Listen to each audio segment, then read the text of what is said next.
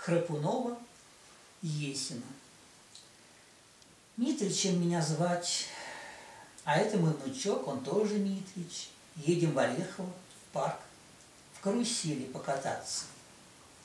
И внучок добавил. И необычен был этот звук, и чертовски обидно, что я не могу его как следует передать. Он не говорил, а верещал. И говорил не ртом, потому что рот его был всегда сощурен и начинался откуда-то сзади. А говорил он левой ноздрёй, и то с таким усилием, как будто левую ноздрю приподнимал правой. И как мы быстро едем в петушки, славные петушки. И какой пьяный дедушка, хороший дедушка. Так, значит, говоришь в карусели. В карусели. А можно все-таки не в карусели? В карусели, еще раз подтвердил Митрич, и все тем же приговоренным голосом, и влага из глаз его все текла. А скажи мне, Митрич, а что ты тут делал, пока я в тамбуре был? Пока я в тамбуре был погружен в свои мысли о своем чувстве к любимой женщине. А, скажи. Митрич, не шелохнувшись, весь как-то забегал. И я ничего, я просто хотел компоту покушать. Компоту с белым хлебом. Компоту с белым хлебом. Компоту с белым хлебом. Прекрасно. Значит так. Я стою на площадке и весь погружен в мысли о чувстве. А вы, между тем, ищете меня на лавочке. Нет ли тут компоту с белым хлебом? А не найдя компоту, дедушка первый не вынес и весь расплакался, а следом за ним и внучок. Верхняя губа у него совсем куда-то пропала, а нижняя свесилась до пупа, как волосы у пианиста. Оба плакали. Я вас понимаю, да. Я все могу понять, если захочу простить. У меня душа, как у троянского коня, пузо, многое вместит. Я все прощу, если захочу понять. А я понимаю, вы просто хотите компота и белого хлеба.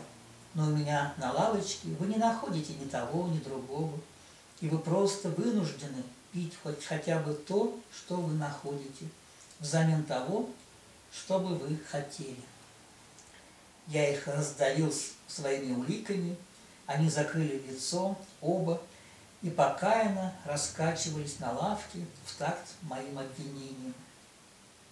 Вы мне напоминаете одного старичка в петушках. Он тоже. Он пил на чужбинку, он пил только украденное. Утащит, например, в аптеке флакон тройного одеколона, отойдет в туалет и у вокзала, и там потихоньку выпьет. Он называл это пить на брудершафт. Он был серьезно убежден, что это и есть пить на брудершафт. Он таки умер в своем заблуждении. Так что же, значит, вы решили на брудершафт? Они все раскачивались и плакали, а внучок тут даже заморгал от горя всеми своими подмышками. Но довольно слез. Я, если захочу понять, то все вмещу. У меня не голова, а дом терпимости. Если вы хотите, я могу угостить еще. Вы уже по 50 грамм выпили, я могу налить еще по 50 грамм. В эту минуту кто-то подошел к нам сзади и сказал: «Я тоже хочу с вами выпить». Все разом на него поглядели.